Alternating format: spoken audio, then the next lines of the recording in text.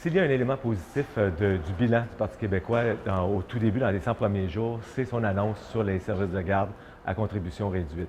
Euh, il y a deux éléments. D'abord, de compléter le réseau. Le slogan « Un enfant, une place », je pense, va répondre à des besoins importants de la population. Il y a trop de gens qui souhaitent avoir une place pour leur enfant à 7 et qui attendent sur des listes d'attente et qui doivent se retrouver dans des garderies privées. Alors ça, c'est une très bonne annonce. Un petit bémol toutefois, il complète une première annonce pour 13 000 places et il maintient que 25 des places vont aller dans les garderies privées.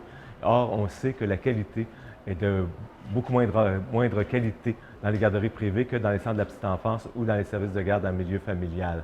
Alors là, on aurait souhaité que le gouvernement recentre son action vers les centres de la petite enfance et délaisse les garderies privées qui avaient été tant favorisées par le Parti libéral. D'ailleurs, il y a eu une augmentation de 1600 du nombre de places dans les garderies privées.